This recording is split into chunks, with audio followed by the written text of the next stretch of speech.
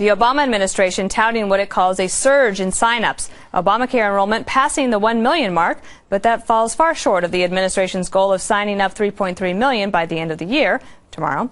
And now, Democratic Congresswoman Eleanor Holmes Norton offering a new excuse for the low numbers.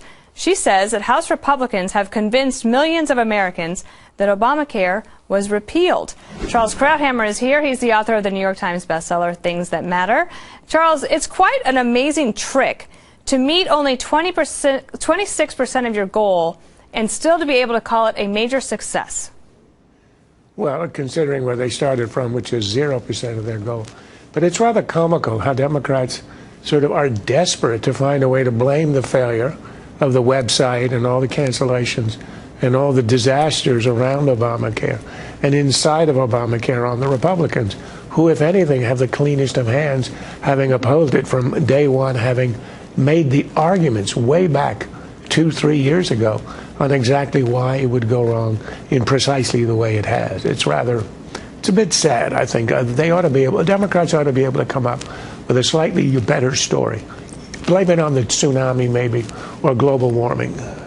One of the things, I think it was a poll about a month ago that during the Obamacare website major confusion at the beginning, there was a report that said a lot of people thought that Obamacare had already been repealed. Do you think that that was just the triumph of hope over experience?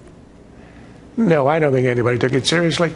If anybody's been involved or watching the news, hearing the news, even peripherally, since the beginning of October, the only story has been the disaster. Presidents on TV all the time talking about it, making up excuses. If anybody hears about Obamacare, it's about why it's not working. There might be people living in the woods who haven't heard about anything, but that it was repealed, I think, is a pretty far-fetched. Do you think that Obamacare as a story will continue into the new year and into 2014? Will it just continue to talk about this because of all the new developments? And the reason it will, and the answer is absolutely yes, because it's not an abstraction, it's not an ideological issue. It's a real thing, and health care is about the only issue there is that affects everyone right now. You talk about Social Security, it doesn't affect people under the age of 65. I mean, there are all kinds of programs that affect parts of the population. There is nothing that intrudes into your life as much as health care, and there's nobody who's exempt from from what Obamacare is going to do. The story of the year is going to be the tens of millions of Americans who, as we get to the middle and the end of the year, are going to realize that they're going to lose their insurance that are now provided by their employers.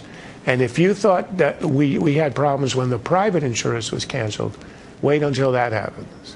If I could just get your thoughts on one last story before I let you go. The other one we've been talking about today is Benghazi. Do you think that that story that has dominated a lot of 2013, do you think that has any staying power in 2014 as a story, or do you think that fades away?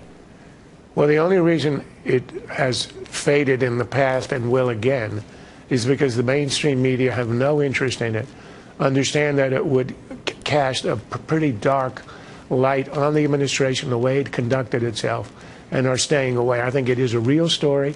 It is revived temporarily, but I'm afraid that it will die again of neglect. All right, Charles. Thank you so much, and Happy New Year. Pleasure.